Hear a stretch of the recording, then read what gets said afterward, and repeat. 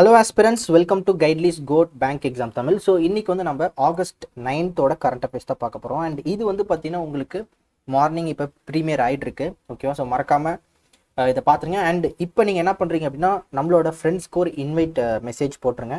So நானுமே பார்த்தீங்கன்னா குரூப்பில் லிங்க் ஷேர் பண்ணிடுறேன். ஓகேவா? ஸோ லிங்க் ஆக்சுவலாக வந்து நான் ஷேர் பண்ணிட்டேன். ஓகேவா? ஸோ நீங்களும் வந்து என்ன பண்ணுறீங்கன்னா உங்களோட ஃப்ரெண்ட்ஸ்க்கு இப்போ இன்வைட் லிங்க் ஒரு மெசேஜ் போட்டு வந்துடுங்க.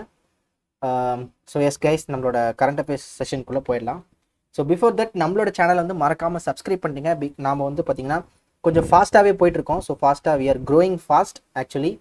அண்ட் நம்ம வந்து சீக்கிரமாக ஒரு 10K சப்ஸ்கிரைபர் ரீச் பண்ணோம்னா கண்டிப்பாக ஒரு மிகப்பெரிய சர்ப்ரைஸ் இருக்குது. ஓகேவா? அதனால் சீக்கிரமாக நம்மளோட சேனலை வந்து நிறைய மக்களுக்கு ஷேர் பண்ணுங்கள். ஸோ உங்களுக்கு ஏதாவது அப்டேட் வேணும் அப்படின்னா, ஓகேவா? ஸோ கிளாஸ் பற்றின அப்டேட் வந்து பார்த்திங்கன்னா கைட்லி தமிழ் இந்த டெலகிராம் சேனலில் உங்களுக்கு அவைலபிளாக இருக்கும். ஸோ இது வந்து டெலகிராம் சேனல். இது கைட்லி தமிழ் நீங்கள் டெலகிராமில் சர்ச் பண்ணிங்கன்னா உங்களுக்கு சேனல் வரும். ஸோ இந்த லோகோவில் தான் இருக்கும். ஸோ இதில் வந்து ஜாயின் பண்ணிக்கோங்க. உங்களுக்கு ஏதாவது டவுட்ஸ் ஏதாவது வேணும் கேட்கணும் அப்படின்னா நீங்கள் @Emmanuel_Matthew27 ஸோ இந்த ஐடியில் நீங்கள் எனக்கு மெசேஜ் போடுங்க. நான் உங்களுக்கு வாய்ஸ் மெசேஜ் போட்டுருவேன். நிறைய பேர் டவுட் கேட்டிருந்தீங்க, 2-3 பேர் டவுட் கேட்டிருந்தீங்க. அதை நான் கண்டிப்பாக பார்த்தீங்கன்னா சீக்கிரமாக நான் வாய்ஸ் மெசேஜ் போட்டு விட்டுறேன். ஓகேவா? So yes guys, let's get into the first news. Yes, Reserve Bank of India என்ன பண்ணியிருக்காங்கன்னா மானிட்டரி பாலிசி மீட்டிங். ஓகேவா? Bimonthly monetary policy meeting. இப்போ பை மந்த்லி மானிட்டரி பாலிசி மீட்டிங்னா 2 மாதத்துக்கு ஒரு தடவை இவங்க என்ன பண்ணுறாங்க, ரெப்போ ரேட் அப்படின்றத வந்து பெர்சன்டேஜை சேஞ்ச் பண்ணுறாங்க. அது நமக்கு எல்லாத்துக்கும் தெரியும். Excuse me. அப்போ ஒரு வருஷத்துக்கு 12 மாதம், அப்போ 6 டைம் வந்து என்ன பண்ணுவாங்க, இந்த ரெப்போ ரேட்டை வந்து ஐதர் மேலே ஏற்றுறதாலும் சரி கீழே ஏற்றுறதாலும் சரி இந்த ரெப்போ ரேட்டு மானிட்டரி பாலிசி மீட்டிங்கில் வந்து இந்த ரெப்போ ரேட்டை பற்றி பேசுவாங்க. ஸோ மானிட்டரி பாலிசி மீட்டிங் வந்து பார்த்தீங்கன்னா பை மந்த்லியாக நடக்கும். ஓகேவா? 2 மாதத்துக்கு ஒரு தடவை. இந்த தடவை என்ன பண்ணியிருக்காங்கன்னா அதே 6.5% இருந்திருக்கு. ஓகேவா? ஸோ ரெப்போ ரேட் என்ன ஆயிருக்கு, ரெப்போ ரேட் அன்சேஞ்ச் அட் 6.5%. ஓகேவா? ஸோ அந்த அன்சேஞ்ச் பண்ணுறதுன்னா என்ன சொல்கிறாங்கன்னா வித்ட்ராவல் ஆஃப் அகாமடேஷன். ஓகேவா? இதுக்கு பேர் என்னன்னா வித்ட்ராவல் ஆஃப் அகாமடேஷன். ஓகேவா? ஸோ இதுவே பார்த்தீங்கன்னா இன்ட்ரெஸ்ட் ரேட் மேலே போகுதுன்னா அது ஹாக்கிஷ் அப்படின்னு சொல்லுவாங்க. ஓகேவா? ஹாக்கிஷ். ஓகேவா? அதுவே இந்த ரெப்போ ரேட் கீழே போகுது அப்படின்னா அது டோவிஷ் அப்படின்னு சொல்லுவாங்க. ஓகேவா? ஸோ இப்போ என்ன பண்ணியிருக்காங்க, withdrawal of accommodation. So repo ரேட்டை என்ன சொல்லியிருக்காங்க, 3rd by monthly monetary policy, அதாவது FY25ல இது 3வது. ஓகேவா? ஸோ ஏப்ரல் மே 1 முடிஞ்சு, ஜூன் ஜூலை 2வது முடிஞ்சு, இப்போ என்னது ஆகஸ்ட் செப்டம்பர். ஸோ இப்போ இந்த ரெப்போ ரேட் அதாவது என்னன்னா 6.5%. ஓகேவா? இதே தான் இந்த 6.5 இங்கேயும் 6.5 இருந்தது. இப்போ இந்த 6.5% எந்த மாதத்துக்கு, ஆகஸ்ட் செப்டம்பர் இந்த மாதத்துக்கு இதோட ரெப்போ ரேட் அன்சேஞ்ச். அதே மாதிரி அதாவது GDP estimate, RBI monetary policy committee என்ன பண்ணியிருக்காங்கன்னா ஜிடிபி எஸ்டிமேட்டை 7.2% வச்சிருக்காங்க. அண்ட் சிபிஐ இன்ஃப்ளேஷன் வந்து 4.5% வச்சுருக்காங்க. ஸோ சிபிஐ இன்ஃப்ளேஷன் என்னது, கன்சியூமர் ப்ரைஸ் இன்ஃப்ளேஷன். ஓகேவா? அண்ட் இதே மாதிரி ஜிடிபி வந்து மற்ற ஆர்கனைசேஷன்ஸ் வந்து பார்த்தீங்கன்னா இது பண்ணுறாங்க, எஸ்டிமேட் பண்ணுறாங்க. ஓகேவா? ஜிடிபியை ப்ரெடிக்ட் பண்ணுறாங்க.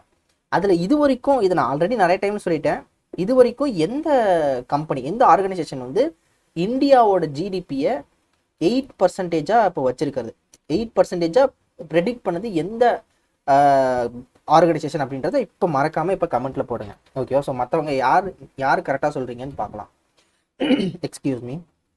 ஸோ எஸ், இப்போ இது வந்து என்னென்னா ஆர்பிஐயோட இந்த மானிட்டரி பாலிசியில் வந்து என்னது, ஜிடிபி வந்து 7.2% வச்சுருக்காங்க.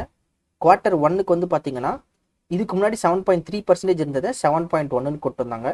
குவார்ட்டர் 2ல் என்ன பண்ணாங்கன்னா 7.2 அப்படின்னு மெயின்டைன் பண்ணாங்க. அண்ட் குவார்ட்டர் 3ல் வந்து இது 7.3%க்கு வச்சிருக்காங்க. அண்ட் குவார்ட்டர் 4க்கு வந்து பார்த்தீங்கன்னா 7.2%. ஓகேவா? ஸோ எஸ், இந்த டீட்டெயிலும் ஒன் டைம் பார்த்துக்கலாம். எஸ், ஸோ அதே மாதிரி சிபிஐ ஃபோர்காஸ்ட்டும் பார்த்தீங்கன்னா ஒவ்வொரு குவார்ட்டருக்கும் என்ன மாதிரி இருக்கும் அப்படின்னு சொல்லியிருக்காங்க. ஓகேவா கைஸ்? ஒரே நிமிஷம்.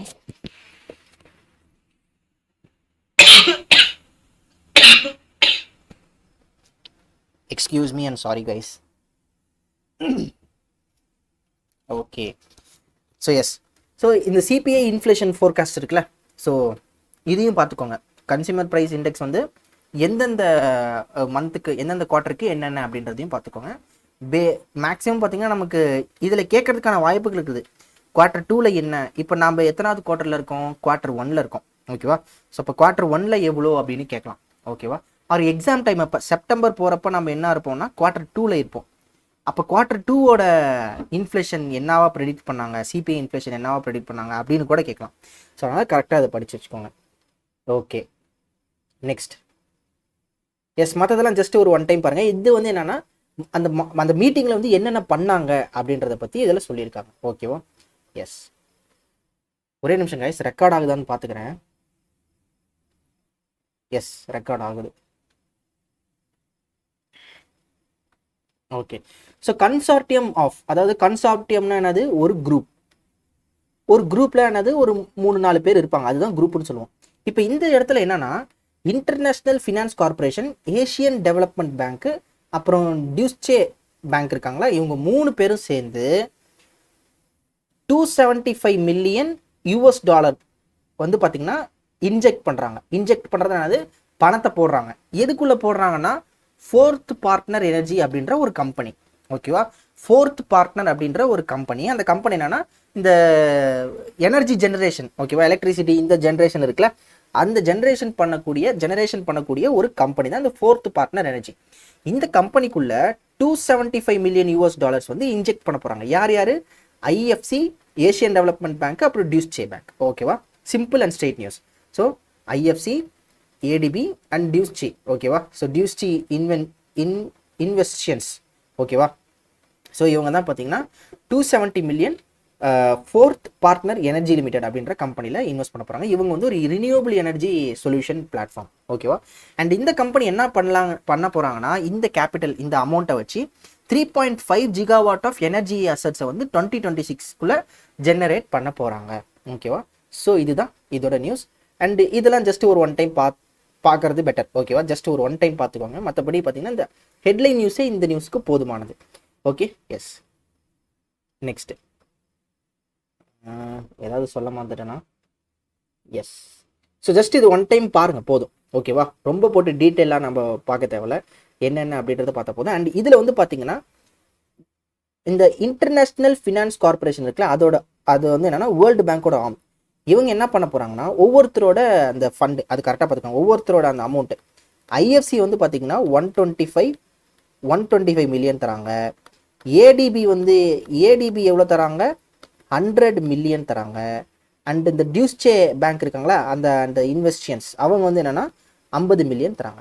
ஸோ டோட்டலாக எவ்வளோ வருது, 275 மில்லியன் வருது, ஓகேவா. ஸோ இந்த பாயிண்ட் வந்து ரொம்ப இம்பார்ட்டன்ட், ஓகே. ஸோ இந்த பாயிண்ட் இஸ் ரொம்ப important. Next, okay. So Reserve Bank of India extends interest subvention scheme for agriculture loans up to 3 lakh in Kisan credit card.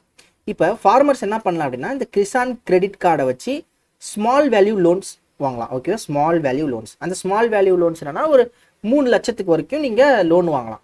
இப்போ இந்த லோனுக்கு வந்து பார்த்தீங்கன்னா இப்போ ஒரு ஃபார்மர், ஃபார் எக்ஸாம்பிள் இந்த ஃபார்மர் என்ன பண்ணுறாரு, கிராப்புக்கு தேவையான லோன், இல்லை அவர் அக்ரிகல்ச்சர் ஆக்டிவிட்டிஸ் பண்ணுறதுக்கு ஒரு லோன் வாங்குறாரு. அவருக்கு வந்து பார்த்தீங்கன்னா அந்த பேங்க்குக்கு போய் 2 லட்சம் வந்து லோன் வாங்குறாரு.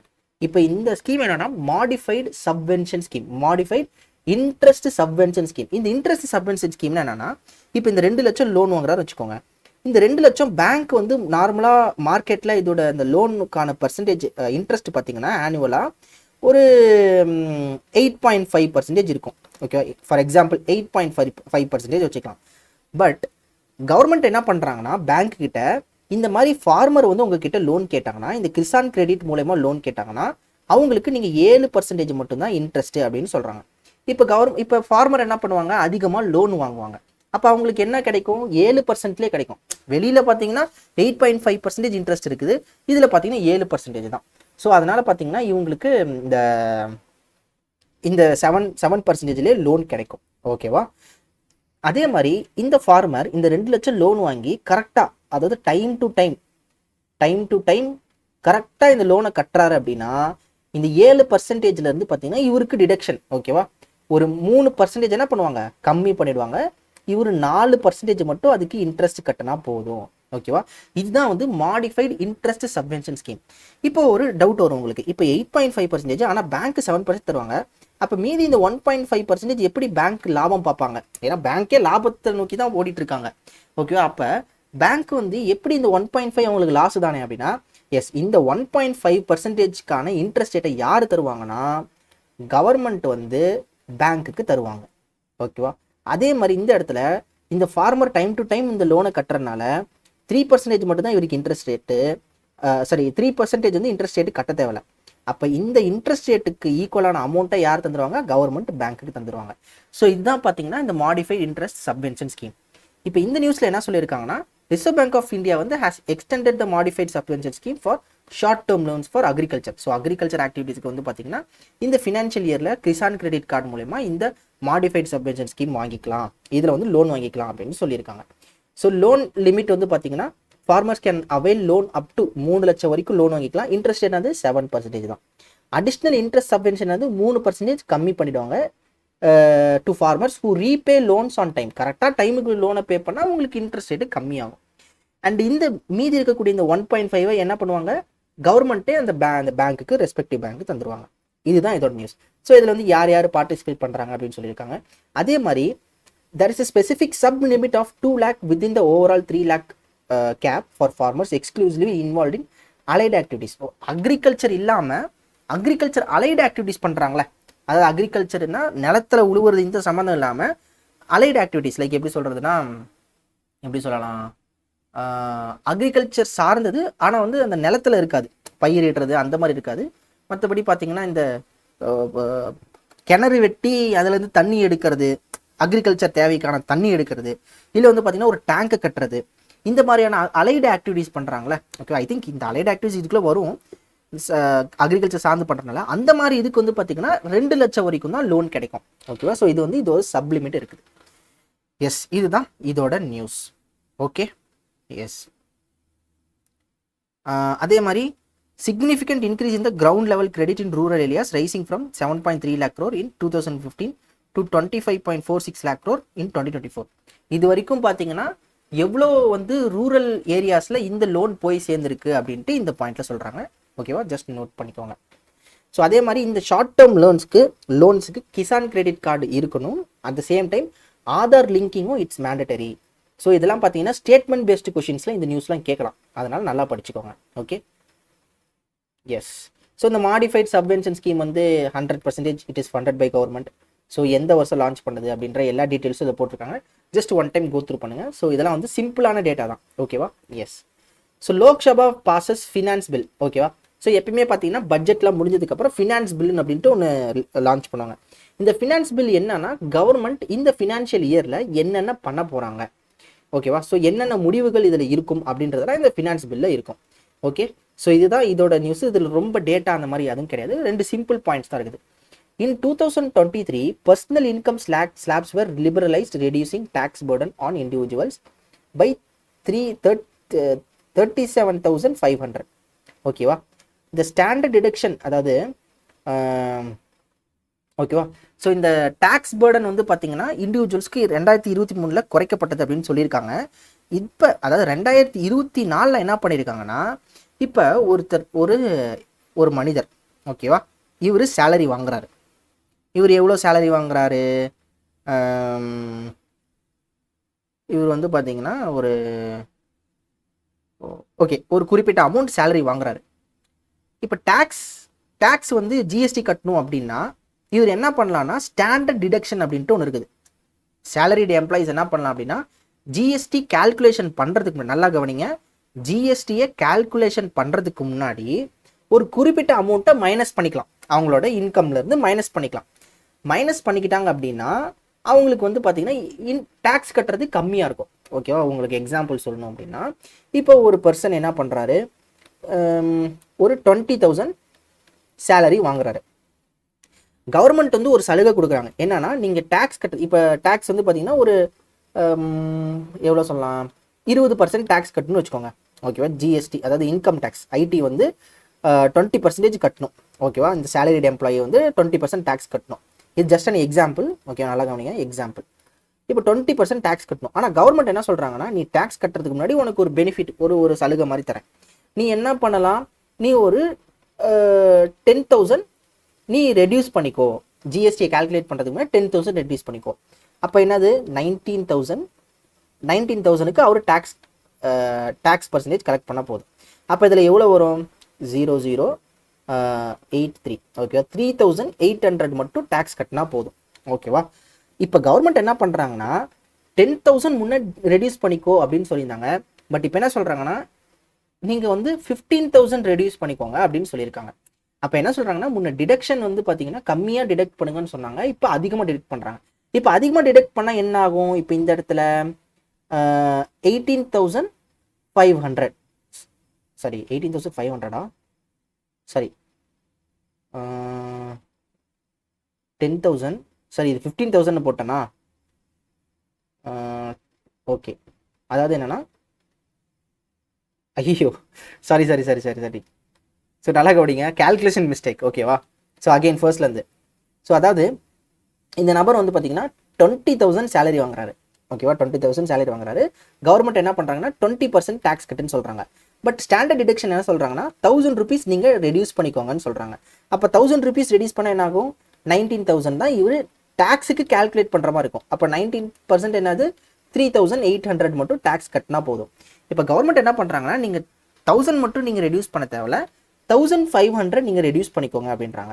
அப்போ இங்கே அவர் எவ்வளோ அமௌண்ட்டுக்கு டேக்ஸ் கால்குலேட் பண்ணால் போதும், 18,500க்கு டேக்ஸை கால்குலேட் பண்ணால் போதும். ஸோ இது எவ்வளோ வரும், 007, ஓகேவா. ஸோ 3,700, ஓகேவா, கம்மியாக கட்டுற மாதிரி இருக்கும், ஓகேவா. இதுதான் பார்த்தீங்கன்னா இந்த பாயிண்ட்ல சொல்லியிருக்காங்க, ஓகேவா. The standard deduction for salaried employees was increased from 50,000 to 75,000. So முன்ன வந்து 50,000 அப்படின்றத ரெடியூஸ் பண்ணிட்டு மற்றதை டேக்ஸுக்கு கால்குலேட் பண்ணுற மாதிரி இருந்தது. இப்போ 75,000 நீங்கள் ரெடியூஸ் பண்ணிட்டு நியூ டேக்ஸ் ரெஜியூமில் நீங்கள் கால்குலேட் பண்ணிக்கலாம், ஓகேவா. So providing up to 17,500 in tax relief, ஓகேவா. டேக்ஸில் வந்து பார்த்தீங்கன்னா நீங்கள் 17,500 டேக்ஸ் கட்டாமல் நீங்கள் you can enjoy your money அப்படின்ட்டு சொல்கிறாங்க, ஓகேவா. ஸோ இந்த மாதிரி பாயிண்ட்ஸ்லாம் இந்த ஃபினான்ஸ் பில்ல இருக்குது அப்படின்னு சொல்லியிருக்காங்க. இன்னொன்று என்னன்னா, ஏஞ்சல் டேக்ஸை வந்து ரிமூவ் பண்ணிட்டாங்க. ஸோ அந்த பாயிண்ட் இருக்குது, ஓகேவா, the removal of the angel tax, ஓகேவா. ஸோ இதுவுமே இருக்குது. அண்ட் மற்ற என்னென்ன ரிஃபார்ம்ஸ் பண்ணுறாங்க அப்படின்றது இந்த ஃபினான்ஸ் பில்ல இருக்குது, ஓகே. அண்ட் உங்களுக்கு இந்த எக்ஸாம்பிள் புரிஞ்சிருக்குன்னு நினைக்கிறேன், ஓகேவா. இது புரிஞ்சதா ப்ளீஸ் மறக்காமல் கமெண்ட்டில் போடுங்க, நானுமே கமெண்ட்டை பார்ப்பேன், ஓகேவா. ஸோ இது என்ன தான் ப்ரீமியர் ஆனாலும் ஐ வில் பி வாட்சிங் யுவர் கமெண்ட்ஸ், ஓகேவா. ஸோ மறக்காமல் கமெண்ட்ஸை போடுங்க, உங்களுக்கு புரிஞ்சது தானே, ஓகேவா. ஸோ முன்ன வந்து 1,000 அப்படின்ற கம்மி பண்ணுற இடத்துல கவர்மெண்ட் என்ன பண்ணுறாங்க, இன்னும் நீங்கள் கம்மி பண்ணிவிட்டு மற்ற அமௌண்ட்டுக்கு நீங்கள் டேக்ஸை கால்குலேட் பண்ணால் போதும் அப்படின்னு சொல்கிறாங்க. இது ஒரு விதமான சலுகை தானே, ஏன்னா டேக்ஸ் அதிகமாக கட்டுற இடத்துல நம்ம என்ன பண்ணுவோம், டேக்ஸ் கம்மியாக கட்டுறோம், ஓகேவா. ஸோ இது ஒரு பாயிண்ட், ஓகேவா. எஸ், புரிஞ்சது தானே. எஸ், ஸோ கமெண்ட் போட்டிங்களா, எஸ் ப்ளீஸ் கமெண்ட்டை போடுங்க, நான் பார்த்துட்டு தான் இருக்கேன், ஓகேவா. S. So on average the resolution of case under insolvency bankruptcy, ஓகேவா. ஸோ இன்சால்வன்சி பேங்க்ரப்சி கோட் இருக்குல்ல. இப்போ ஒரு கம்பெனி வந்து பார்த்தீங்கன்னா இன்சால்வெண்ட் ஆகுது அப்படின்னா, அதாவது அந்த கம்பெனி நல்லா ரன் ஆகலை, அதை வந்து பார்த்தீங்கன்னா இழுத்து மூடுற ஒரு நிலைமையில இருக்குது அப்படின்னா, அந்த இழுத்து மூடுற நிலைமை வந்து பார்த்தீங்கன்னா 716 நாள் எடுக்குதான். ஸ்டாண்டர்டாக பார்த்தீங்கன்னா 330 நாளுக்குள்ள ஒரு கம்பெனி என்ன இருக்கணும். இப்போ ஒரு கம்பெனி ஏ அப்படின்ற கம்பெனி வந்து பார்த்தீங்கன்னா நல்லாவே ஃபங்க்ஷன் ஆகலை, நிறையா கடன் வாங்கிருச்சு, நிறையா விஷயங்கள் இது நடந்துருச்சு, அதனால் இந்த கம்பெனி என்ன பண்ணும்போது ஃபர்தராக ரன் பண்ண முடியாது. அப்போ இந்த கம்பெனி என்ன பண்ணுவாங்க அப்படின்னா இன்சால்வெண்ட் நடக்கும். அதாவது என்னன்னா, இதை வந்து இந்த கம்பெனியில் இருக்கிற மொத்தத்தையும் விற்று அந்த அமௌண்ட், இப்போ இந்த கம்பெனியில் வந்து பார்த்தீங்கன்னா ஒரு 3 பேர் ப்ரொமோட்டராக இருக்கிறாங்க, ஓகேவா, 3 பேர் சேர்ந்து பண்ணியிருக்காங்க அப்படின்னா, இந்த கம்பெனி வாங்கின கடனுக்கெல்லாம் என்ன பண்ணுவாங்க, இந்த கம்பெனி அப்படியே விற்று பேங்க்குக்கு எவ்வளோ கடன் கொடுக்குமோ அதெல்லாம் கடன் கொடுத்துட்டு மீதி ஒரு அமௌண்ட் இருக்குது பார்த்தீங்களா, அதை வந்து இந்த மக்களுக்கு வந்து பிரித்து கொடுத்துருவாங்க, ஓகேவா. இதை யார் பண்ணுறாங்க அப்படின்னா இந்த இன்சால்வன்சி பேங்க்ரப்சி பண்ணுறாங்க. ஸோ இந்த கேஸ் வந்து பார்த்தீங்கன்னா நேஷ்னல் இந்த இதுக்குள்ளே வரும், நேஷ்னல் கம்பெனி லா ட்ரிபியூனலில் நடக்கும் இந்த கேஸ்லாம். ஸோ இந்த கேஸ் வந்து பார்த்தீங்கன்னா ஸ்டாண்டர்டாக 330 நாளில் முடிஞ்சிடணும். பட் என்ன நடந்திருக்குன்னா, ஆன் அன் ஆவரேஜ் 716 நாள் எடுக்குதான். அப்போ எத்தனை இது 2 வருஷத்துக்கு மேலே, 2 வருஷமா 365 எஸ், அதாவது 2 வருஷம் எடுத்துக்குது. ஒரு கம்பெனி வந்து பார்த்தீங்கன்னா ஆவரேஜாக 2 வருஷம் டைம் எடுத்துக்கிட்டாங்க. அதை வந்து பார்த்தீங்கன்னா டிசால்வ் பண்ணி பணத்தை வந்து மக்களுக்கு கொடுக்கறது. இதில் இன்னொன்று என்னன்னா, நாட்கள் அதிகமாக அதிகமாக ஓகேவா, இப்போ நாட்கள் அதிகமாக அதிகமாக ரெக்கவரி ரேட்டும் கம்மியாக இருக்கும். இப்போ அந்த கம்பெனியை விற்கும் போது 90% ரெக்கவரி ரேட் இருக்குது அப்படின்னா, இப்போ இது 330 நாள் அப்படின்னா அதுக்கு வந்து ஒரு 50% தான் ரெக்கவரியே கிடைக்கும். ஓகேவா, இதுவே பார்த்தீங்கன்னா 700 நாள் போச்சுன்னா 10% ரெக்கவரி. இந்த ரெக்கவரி ரேட் என்னன்னா, இப்போ அந்த டைமில் இந்த கம்பெனி விற்றீங்கன்னா ஒரு 90% டோட்டல் அமௌண்ட்டில் 90% ஆச்சும் அதுக்கு விலை போகும். இதே நாட்கள் ஆக ஆக என்ன ஆகும் அப்படின்னா, நிறைய செலவுகள் நடக்குது, இந்த மாதிரி இருக்கிறதுனால ரெக்கவரி ரேட்டே கம்மியாக கிடைக்கும். இன்னும் உங்களுக்கு புரியுற மாதிரி சொல்லணும்னா, இந்த கம்பெனியை ஒரு 10 நாள் 30 நாளுக்குள்ளே விற்றோம் அப்படின்னா ஒரு 10,000 ரூபாய் கிடைக்குதுன்னு வச்சுக்கோங்க. இதுவே பார்த்தீங்கன்னா 50 நாள் 100 நாள் போச்சு அப்படின்னா இதுக்கு 2000 தான் கிடைக்கும். ஓகேவா, ஸோ இதுதான் மேட்ரு இந்த இடத்துல. நாட்கள் அதிகமாக அதிகமாக ரெக்கவரி ரேட்டுமே கம்மியாக இருக்குது, ரெக்கவரி அந்த பர்சன்டேஜுமே கம்மியாக இருக்கும். ஸோ ஒரு ஆவரேஜாக பார்த்தீங்கன்னா 716 நாள் எடுத்துக்குதான். ஃபினான்ஷியல் இயர் 23ல இந்த மாதிரியான ப்ராப்ளம்ஸை ரிசால்வ் பண்ணி கம்பெனியை இந்த மாதிரி டைல்யூட் பண்ணி கொடுக்கறது 654 டேஸ் எடுத்துக்கிச்சான். FY 22ல வந்து பார்த்தீங்கன்னா 557 டேஸ் எடுத்துக்கிச்சான். ஓகேவா, அதே மாதிரி இந்த இடத்துல பாருங்களேன், ரியலைசபிள் அமௌண்ட், அட்மிட்டட் கிளைம்ஸ், இது ரெண்டுத்துக்குமான மீனிங் என்னன்னா, இப்போ இந்த கம்பெனி, இந்த நபர் இருக்கா, அதாவது கம்பெனி ஏ, ஓகேவா, இந்த ப்ரொமோட்டர்ஸ் இருக்காங்க. ஓகேவா, ப்ரொமோட்டர்ஸோ இல்லை பேங்க்கு, இல்லை லோன் கொடுத்தவங்க இதெல்லாம் இருக்கிறாங்க. இவங்க என்ன பண்ணுறாங்கன்னா, இந்த கம்பெனியை விற்கும் போது சொல்கிறாங்க, சார் இந்த NCLT கிட்ட சொல்கிறாங்க, அதாவது IBC, அதாவது இன்சால்வன்சி பேங்க், அந்த யார் அந்த இன்சால்வென்ட் பண்ணுறாரோ அவங்கக்கிட்ட வந்து கிளைம் பண்ணுறாங்க, சார் எங்களுக்கு 10,000 ரூபா வரணும் சார் இந்த கம்பெனிலேருந்து அப்படின்ட்டு சொல்கிறாங்க. ஓகேவா, 10,000 வரணும் சார், எங்களுக்கு இந்த கம்பெனி வந்து 10,000 கடன் கொடுக்க வேண்டியதாக இருக்குது சார் அப்படின்னு சொல்கிறாங்க. இது வந்து என்னென்னா அட்மிட்டட் கிளைம்ஸ். ஓகேவா, இது இவ்வளோ வரணும் சார் அப்படின்னு கிளைம் பண்ணுறது. இந்த சால்வெண்ட்லாம், இந்த சால்வென்சிலாம் முடிஞ்சதுக்கப்புறம், அதாவது இந்த இதெல்லாம் டைல்யூட் பண்ணதுக்கப்புறம் என்ன கிடைக்குது அப்படின்னா 5,000 தான் கிடைக்குது இந்த ஒரு நபர் கையில். அதாவது அவர் பேங்காக இருக்கலாம், இல்லை ஒரு பர்சனல் ஒரு பர்சனாக இருக்கலாம். அவர் கிளைம் பண்ணதில் அவருக்கு 5,000 தான் கிடைக்குது. இது என்னது, ரியலைசபிள் அமௌண்ட். அதாவது இப்போ என்ன சொல்கிறாங்க, ஃபினான்ஷியல் இயர் 24ல் அட்மிட்டட் கிளைம்ஸில் 27% தான் ரியலைஸ் பண்ணப்பட்ட கிளைம் கிடைச்சிதான். அப்போ 10,000ல் அவருக்கு என்ன தான் கிடைச்சிருக்குது, 5,000 மட்டும் தான் கையில் கிடைச்சிருக்குது. ஆனால் அவரோட கிளைம் என்னது, சார் எனக்கு இவங்க கொடுக்க வேண்டியது 10,000 சார், நீங்கள் எனக்கு 10,000 தர வேண்டியது இருக்குது சார் அப்படின்ட்டு அவர் அட்மிட் பண்ணுறாரு. அது வேலிடான அமௌண்ட் தான். ஏன்னா அந்த கம்பெனிக்கு அவர் கொடுக்கும்போது 10,000 தான் கொடுத்தாரு. ஆனால் அந்த கம்பெனியே ஜப்தி ஆயிடுதுல்ல. அப்போ அந்த கம்பெனியை விற்கும் போது 5,000 தான் அவர் கைக்கு வருது. ஏன்னா லாஸில் போயிடுச்சு கம்பெனி, நிறைய பேத்துக்கு நிறைய தர வேண்டியது இருக்குது. அப்போ இந்த கம்பெனி விற்றதுக்கப்புறம் கம்பெனியோட மொத்த அமௌண்ட் பார்த்தீங்கன்னா 50,000 அப்படின்னு வச்சுக்கோங்களேன். கம்பெனியோட மொத்த வேல்யூ 50,000. ஓகேவா, இந்த கம்பெனியை வந்து விற்கும் போது, ஓகேவா, இந்த நிறைய அந்த கடன் எல்லாம் போய் லொட்டுலோஸ்க்கெல்லாம் போய் விற்க போக அவங்க கையில் பார்த்தீங்கன்னா 30,000 தான் கிடைக்குது. இந்த 30,000 வச்சு தான் பார்த்தீங்கன்னா இவருக்கு கொடுக்கணும். அப்போ எல்லாம் பர்சன்டேஜ் கணக்கு போட்டு தானே கொடுக்க முடியும். அப்போ அட்மிட்டட் கிளைமை விட பார்த்தீங்கன்னா ரியலைஸ் பண்ண கிளைம் வந்து கம்மியாக இருந்திருக்கு. இது ஃபினான்ஷியல் இயர் 24ல் 27% இருக்குது. ஃபினான்ஷியல் இயர் 23ல் 36% கிடைச்சது. ஃபினான்ஷியல் இயர் 22ல் 23% தான் கிடைச்சிருக்கு. ஓகேவா, ஸோ அதே மாதிரி என்ன சொன்னேன், நாட்கள் அதிகமாக அதிகமாக ரெக்கவரி அமௌண்ட்டுமே கம்மியாக தான் கிடைக்கும். ஸோ இதுதான் பார்த்தீங்கன்னா இதோட நியூஸ். ஸோ இதில் என்ன மெயினாக சொல்கிறாங்கன்னா, நாட்கள் அதிகமாகுது, அதே மாதிரி அட்மிட்டட் கிளைம்ஸ்லேருந்து பார்த்தீங்கன்னா ரியலைசபிள் கிளைம் வந்து அமௌண்ட் வந்து கம்மியாக தான் கிடைச்சிருக்கு அப்படின்னு சொல்லியிருக்காங்க. ஓகேவா, எஸ், இங்கே பாருங்கள், எப்பவுமே பார்த்தீங்கன்னா ஒரு 330 நாள் ஆகும். ஸ்டாண்டர்டாக பார்த்தீங்கன்னா இந்த 330 நாளில் முடிச்சிருக்கணும். Okay, yes. ஸோ அதே மாதிரி பார்த்தீங்கன்னா என்னென்ன பெண்டிங் கேஸ் இருக்குது அப்படின்றத சொல்லியிருக்காங்க. ஜஸ்ட் ஒன் டைம் பாருங்கள். Okay, million designers billion dreams.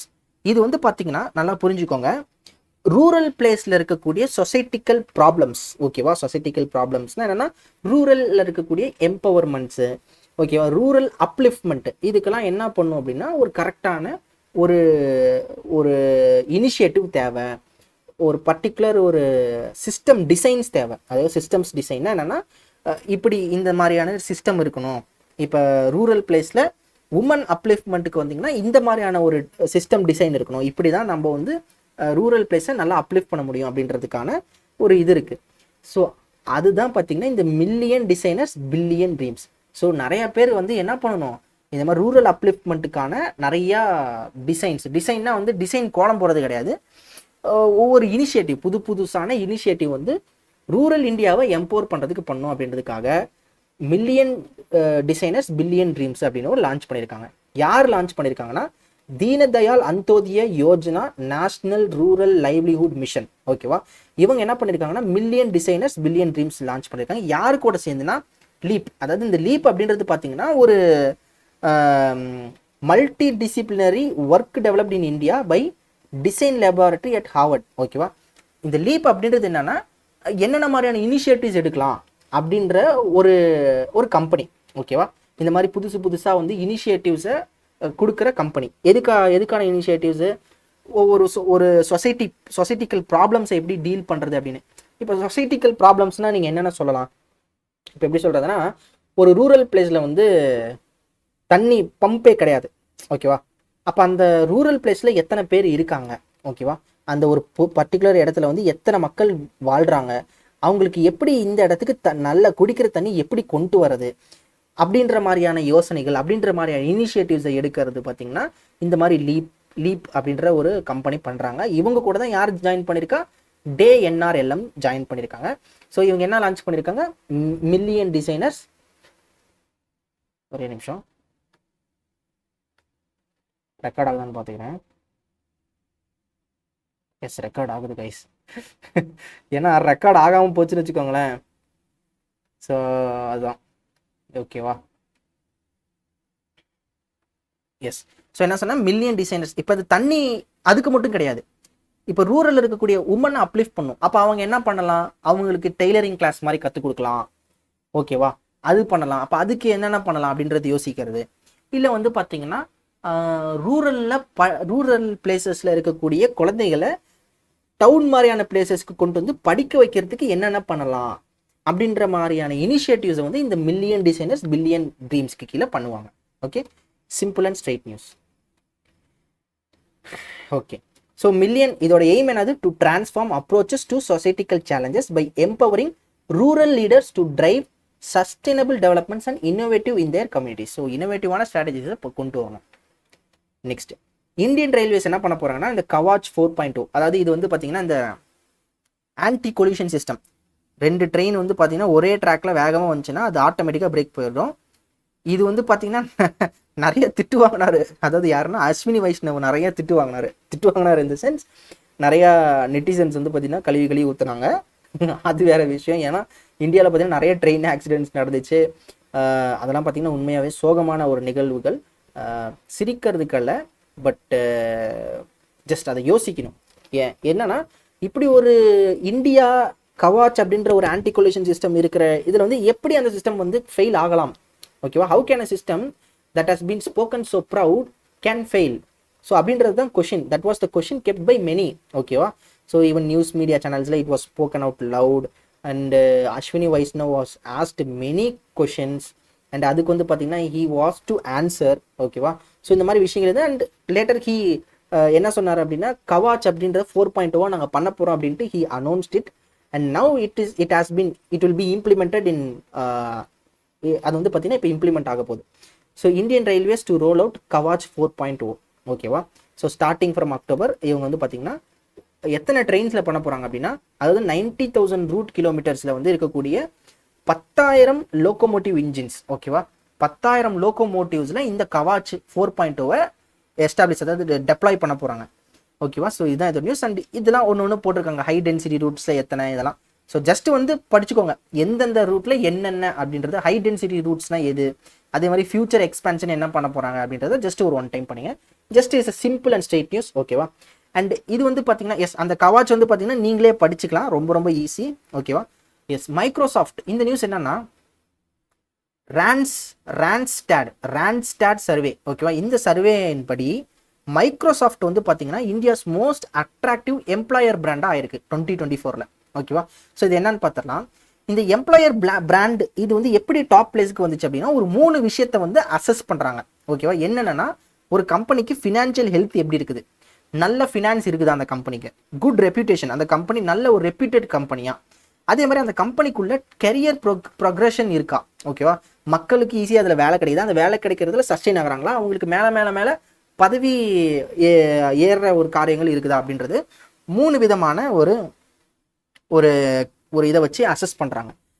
இந்த மூணுத்துலேயுமே பார்த்தீங்கன்னா சாட்டிஸ்ஃபை ஆனது வந்து எதுனா இந்த மைக்ரோசாஃப்ட் வந்து சாட்டிஸ்ஃபை இருக்குது. அதனால் இது வந்து டாப்பில் இருக்குது. ஓகேவா, இந்த டாப் 3 எம்ப்ளாயி வேல்யூ ப்ரொபோஷனில் இவங்க நல்லாவே இருக்கிறாங்க. அதனால் மைக்ரோசாஃப்ட் வந்து டாப்பில் வந்திருக்கு. எது India's most attractive employer brand. இது யார் பண்ணாங்கன்னா இந்த சர்வே ரான்ஸ்டாட் எம்ப்ளாயர் பிராண்ட் ரிசர்ச் இவங்க தான் பண்ணியிருக்காங்க.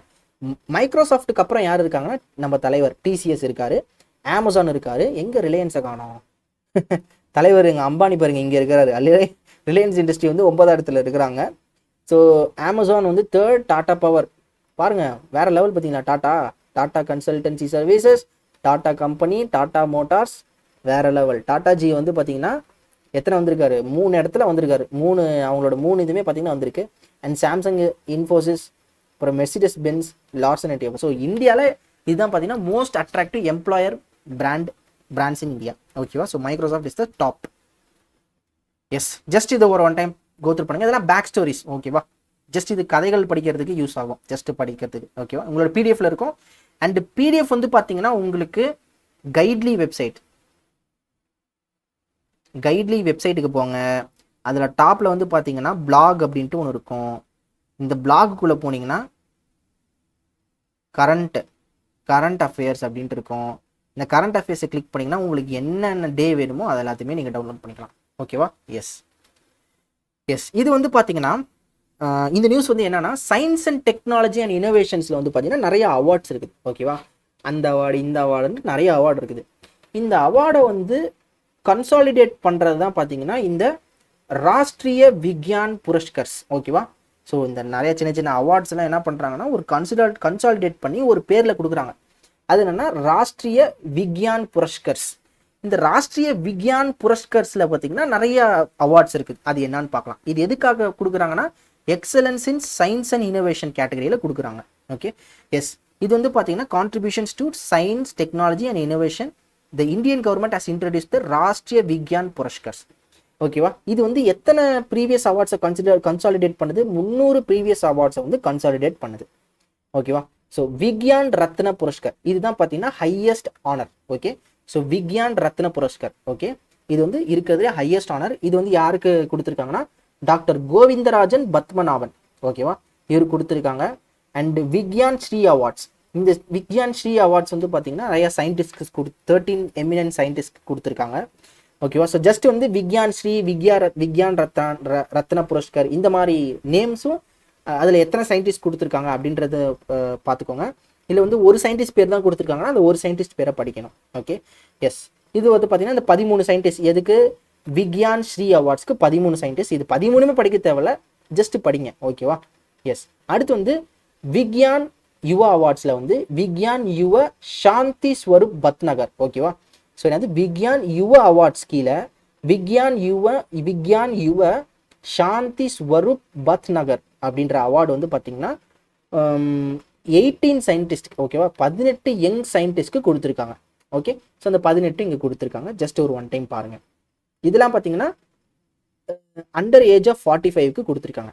அண்ட் இது வந்து பார்த்தீங்கன்னா ரொம்ப ரொம்ப இம்பார்ட்டன்ட். ஓகேவா, இது மாதிரி யூனிக்காக இருக்கிறத படிக்கணும். ஸோ விக்யான் டீம் அவார்டு ஒரு டீமுக்கு கொடுக்கறது விக்யான் டீம் அவார்டு. இது வந்து யாருக்கு கொடுத்துருக்காங்கன்னா டீம் சந்திராயன் 3க்கு வந்து இது கொடுத்துருக்காங்க. ஓகேவா, அதே மாதிரி இதுதான் இதோட நியூஸ். அண்ட் இது வந்து பார்த்தீங்கன்னா இப்போ அனௌன்ஸ் பண்ணியிருக்காங்க. இது president ma'am Droupadi Murmu ma'am வந்து பார்த்தீங்கன்னா இதை கொடுப்பாங்க. ஓகேவா, எஸ் இதுவுமே ஜஸ்ட் ஒரு ஒன் டைம் பாருங்கள். இதெல்லாம் ஜஸ்ட் பேக் ஸ்டோரி, என்ன நடந்திருக்கு என்ன அப்படின்றத இதுக்கு பின்னாடி கூட இந்த அவார்ட் சிஸ்டமில் என்னென்ன பண்ணுது அப்படின்றதெல்லாம் சொல்லியிருக்காங்க. ஓகேவா, ஜஸ்ட் ஒரு ஒன் டைம் பாருங்கள். ஓகே, நாகாலாந்து வந்து பார்த்தீங்கன்னா நம்ம இதை ஆல்ரெடி படிச்சிட்டோம். அதாவது டிசாஸ்டர் மேனேஜ்மெண்ட் இன்சூரன்ஸ் எஸ்பிஐ கூட சேர்ந்துருக்காங்கன்னு பார்த்தாலும் இது ஆல்ரெடி படிச்சிட்டோம். ஓகேவா, இந்த எம்ஓயு பார்த்தீங்கன்னா 3 வருஷத்துக்கு 2024 2027 வரைக்கும். ஓகேவா, ஸோ இதில் வந்து பார்த்தீங்கன்னா ஏதாவது டிசாஸ்டர் நடந்துச்சுன்னா எஸ்பிஐ கிட்டேருந்து பார்த்தீங்கன்னா இன்சூரன்ஸ் கிளைம் பண்ணிப்பாங்க. இதுக்கு வந்து பார்த்தீங்கன்னா ப்ரீமியம் இவங்க கட்டுவாங்க. யார்? நாகாலாந்து தான் கட்டுவாங்க. ஸோ நாகாலாந்து தான் வந்து ப்ரீமியம், நாகாலாந்து கவர்மெண்ட் வந்து ப்ரீமியம் கட்டுவாங்க. ஓகேவா, எஸ் ஓகே. பிரசிடென்ட் முகமது ஷபாபுதீன். ஓகேவா, அதாவது பங்களாதேஷ் இருக்குல்ல, ஸோ பங்களாதேஷில் பயங்கரமான கலவரம். ஓகேவா, போயிட்டு பிரைம் மினிஸ்டரோட வீடை போட்டு அடித்து உடச்சி நாசம் பண்ணிட்டாங்க. ஓகேவா, ஸோ அதில் வந்து பார்த்தீங்கன்னா ஏதோ சம்திங் ஏதோ ஒரு கான்ட்ரவர்சியில் மாட்டி சம்திங் ஏதோ நடந்திருக்கு. ஸோ அதில் வந்து என்னென்னா இந்த பிரைம் மினிஸ்டர் ஷேக் ஹசீனா இருக்காங்களே அந்த மேமை வந்து பார்த்தீங்கன்னா ரிசைன் பண்ண சொல்லிட்டாங்க. அவங்களும் பார்த்தீங்கன்னா ரிசைன் பண்ணிட்டாங்க. இப்போ ரிசைன் பண்ண இடத்துல காலியாக இருக்குது அந்த போஸ்ட். ஸோ அந்த பங்களாதேஷோட பிரசிடென்ட் யார், முகமது ஷபாபுதீன் என்ன பண்ணியிருக்காருன்னா, நோபல் லாரியட் முகமது யூனஸ் அப்படின்றவர் என்ன பண்ணியிருக்காரு, இப்போ ஹெட் ஆஃப் பங்களாதேஷாக பார்த்தீங்கன்னா இன்டரிம் கவர்மெண்ட்டை ஃபார்ம் பண்ண சொல்லியிருக்காரு. இன்டரிம் கவர்மெண்ட் இப்போ தற்காலிக கவர்மெண்ட். அதுக்கு வந்து பார்த்தீங்கன்னா ஹெட்டாக இப்போ யார் இருக்காருன்னா முகமது யூனஸ் அப்படின்றவர் அப்பாயின்ட் பண்ணியிருக்காரு. Just an appointment news. கண்டிப்பாக இது கேட்கறதுக்கான வாய்ப்புகள் இருக்குது. ஓகேவா. ஸோ முகமது யூனஸ் வந்து பார்த்தீங்கன்னா head of Bangladesh interim government. Okay, yes. இந்த நியூஸை படித்து பார்த்தீங்கன்னா உங்களுக்கு புரியும் என்ன அப்படின்றது. ஸோ என்னன்னா, பிரைம் மினிஸ்டர் ஷேக் ஹசீனா அதாவது amid deadly protest over a controversial job quota system. ஏதோ ஒரு ஜாப் கோட்டால ஏதோ கான்ட்ரவர்ஷியல் ஏதோ இருந்திருக்கு. அதனால நிறைய கலவரம் வெடிச்சு இந்த மாதிரி ஆயிடுச்சு. ஓகேவா. ஸோ அதில் வந்து பார்த்தீங்கன்னா இந்த முகமது யூனஸ் வந்து பார்த்தீங்கன்னா இப்போ ஹெட் ஆஃப் பங்களாதேஷ் இன்டரிம் கவர்மெண்ட்டாக அப்பாயிண்ட் ஆயிருக்காரு. எஸ், ஜஸ்ட் இதை ஒரு தடவை படிங்க. ஓகேவா. S.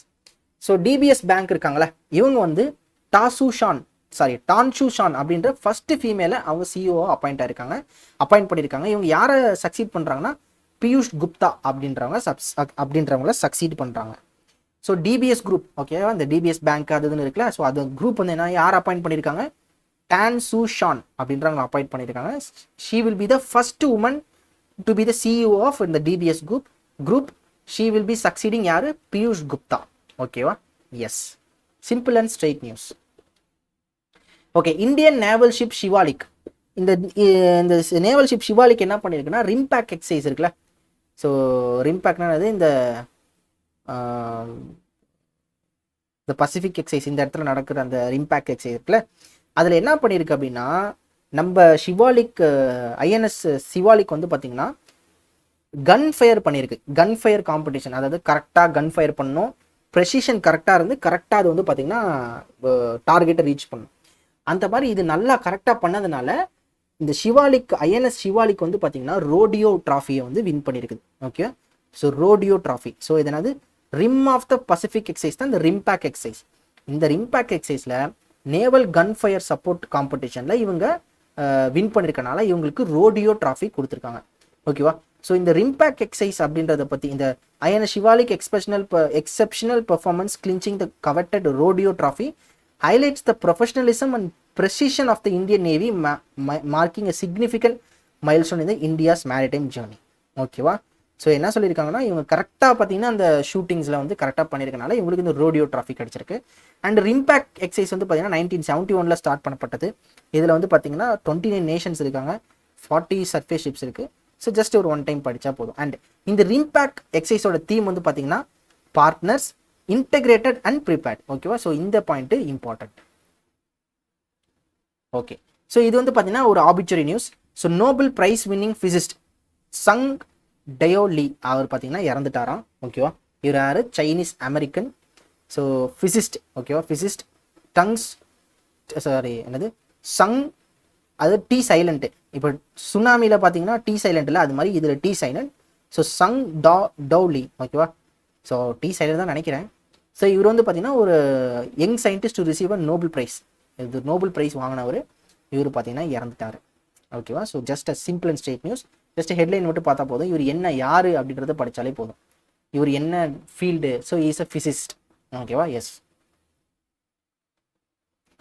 who in 1957 became the second youngest scientist. ஓகேவா. சைனாவோட செகண்ட் யங்கஸ்ட் சயின்டிஸ்ட்னு சொல்கிறாங்கன்னு நினைக்கிறேன். ஸோ இவர் இறந்துட்டாரு. ஜஸ்ட் இவரோட ஃபீல்டு என்ன அப்படின்றத பார்த்தா போதும். ஓகேவா. எஸ். நெக்ஸ்ட் இதுவுமே பார்த்தீங்கன்னா ஒரு ஆர்பிட்ரரி நியூஸ். இது வந்து என்னன்னா, வெஸ்ட் பெங்காலோட ஃபார்மர் சீஃப் மினிஸ்டர், அவர் யாரு, புத்தாதேவ் பட்டச்சாரேஜி. ஓகேவா. ஸோ புத்தாதேவ் பட்டச்சார்ஜி அப்படின்றவர் பார்த்தீங்கன்னா இறந்துட்டாரு. இவர் வந்து பார்த்தீங்கன்னா former chief minister of Bangladesh. ஓகேவா. ஸோ இவர் பார்த்தீங்கன்னா இறந்துட்டாரு. எஸ். இது வந்து பார்த்தீங்கன்னா லாங் ஜம்ப். ஓகேவா. லாங் ஜம்பில் இந்த மில்டியாடிஸ் அப்படின்றவர் பார்த்தீங்கன்னா எப்பயுமே கோல்டு அடிச்சிருவார். அவரே பார்த்தீங்கன்னா இந்த தடவை பார்த்தீங்கன்னா லாங் ஜம்ப் பாரிஸ் ஒலிம்பிக்ஸ் 2024 பார்த்தீங்கன்னா கோல்டு அடிச்சிருக்காரு. Okay. So Miltiadis Tentoglou of Greece achieved a historic feat at the Paris Olympics. So இதெல்லாம் பார்த்தீங்கன்னா ஜஸ்ட் இந்த ஹெட்லைன் மட்டும் படித்தா போதும். ஸோ கார்ல் லூவிஸ் அவர் பார்த்தீங்கன்னா 1996 வின் பண்ணார் லாங் ஜம்பில். இதுக்கப்புறம் இந்த டைட்டில் எல்லாமே பார்த்தீங்கன்னா இந்த மில்டியாடிஸ் இவர் தான் வின் பண்ணுறாராம். ஓகேவா. ஸோ இந்த மில்டியாடிஸ் வந்து பார்த்தீங்கன்னா secured gold with leap of 8.48 meters தாண்டி இவர் பார்த்தீங்கன்னா இதில் வின் பண்ணியிருக்காரு. 8 மீட்டர் தாண்டி இருக்காராம். அடேங்க அப்பா, 8 மீட்டர் எவ்வளோ தூரம். ஓகே, நீங்கள் ஜஸ்ட்டு ஒன்று பண்ணுங்க, உங்கள் வீட்டுக்கு வெளியே போயிட்டு 8 மீட்டர் எவ்வளோ இருக்கும் அப்படின்றத அளந்து பாருங்கள். அவ்வளோ தூரம் இவர் தாண்டிருக்காரு. 8.48 மீட்டர்ஸ் தாண்டி இருக்காரு. ஓகேவா. அதாவது 8.5 மீட்டர் கணக்கு வச்சு பாருங்கள், உங்களுக்கு அந்த தூரம் என்னன்னு தெரியும். ஸோ அதே மாதிரி சில்வர் யார் வாங்கினாங்க, பிரான்ஸ் யார் வாங்கினாங்க அப்படின்னு போட்டிருக்காங்க. ஓகேவா. ஜஸ்ட் இது மட்டும் பார்த்தா போதும். ஓகேவா. Yes, Vinesh Phogat announces retirement following Olympic disqualification. And இன்னைக்கு இந்த நியூஸ் பார்க்குற டைமில் அண்ட் இன்னைக்கு வந்து பார்த்தீங்கன்னா நம்ம இந்தியன் ஐஓஏ வந்து பார்த்தீங்கன்னா I think they have appealed. ஓகேவா. அப்பீல்டு டு த, அது என்னமோ சொல்லுவாங்களே, அந்த கமிட்டி கிட்ட அப்பீல் பண்ணியிருக்காங்க to give her the silver medal. Because இவங்க வந்து சில்வர் ஜெயிச்சிட்டாங்க. கோல்டுக்கான போட்டியில தான் பார்த்தீங்கன்னா இவங்க டிஸ்குவாலிஃபைடு. ஓகேவா. ஸோ அதாவது என்னது, கோல்டு வின் பண்ணுற போட்டிக்கு தான் இவங்க டிஸ்குவாலிஃபைடு. பட் சில்வருக்கு வந்து பார்த்தீங்கன்னா இவங்க குவாலிஃபைடு தானே, அதனால் சில்வர் மெடல் தரலாம் இல்லை அப்படின்ற மாதிரியான ஒரு டாக் வந்து போயிட்டு இருக்குது. ஐ திங்க் அதுவும் பார்த்தீங்கன்னா கொடுக்குறாங்களா கொடுக்க போகிறாங்கன்னு நினைக்கிறேன். ஸோ எஸ், இது கண்டிப்பாக பார்த்தீங்கன்னா அப்கமிங் இதில் வந்து பார்த்தீங்கன்னா இதை பார்ப்போம். ஓகேவா. எஸ். ஸோ இவங்க வந்து பார்த்தீங்கன்னா 100 கிராம் பாருங்கள், 50 கிலோகிராம் கேட்டகரியில் வந்து பார்த்தீங்கன்னா 100 கிராம் அதிகமாக இருந்தனால பார்த்தீங்கன்னா விளையாட முடியல. அண்ட் என்ன ஆயிடுச்சு அப்படின்னா, நம்ம பிடி உஷா வந்து என்ன பண்ணியிருக்காங்கன்னா, அந்த கமிட்டிட்டு போய், பிடி உஷா தான் நினைக்கிறேன், அவங்க என்ன பண்ணியிருக்காங்கன்னா கமிட்டி கேட்டிருக்காங்க, இந்த மாதிரி பார்த்தீங்கன்னா 100 கிராம் அதிகமாக இருக்கனால இதுக்கு ஆல்டர்னேட் ரூல்ஸ் எதுவும் இல்லையா. இப்போ ஆல்டர்னேட் ரூல்ஸ் தான் எப்படி பண்ணலாம் அப்படின்னா, இவங்க ஒரு 100 கிராம் அதிகமாக இருந்தாலோ இல்லை 500 கிராம் அதிகமாக இருந்தாலோ அதுக்கு வந்து பார்த்தீங்கன்னா ஒரு சப் ரூல் மாதிரி வச்சிருக்கலாம். ஓகேவா. எப்படின்னா, நான் அந்த சப் ரூல்னா எப்படி இருக்கும் அப்படின்னு சொல்கிறேன். இப்போ ஒரு கேஜி அதிகமாக இருந்தால் டிஸ்குவாலிஃபைடு, கம்ப்ளீட்டாக டிஸ்குவாலிஃபைடாக இருக்கலாம்.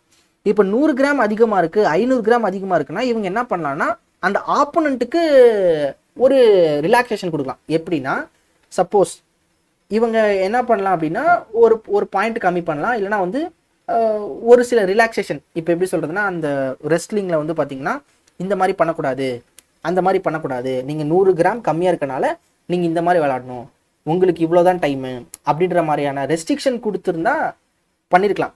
பட் அந்த கமிட்டி என்ன சொன்னாங்கன்னா, இப்போ அந்த மாதிரி ரூல்ஸ் கிடையாது, ஃப்யூச்சரில் மேபி அந்த ரூல்ஸை பற்றி நம்ம பேசலாம், பட் ஆஸ் பர் ரூல்ஸ் இது வந்து டிஸ்குவாலிஃபைடு அப்படின்ட்டு கம்ப்ளீட்டாக மறுத்துட்டாங்க.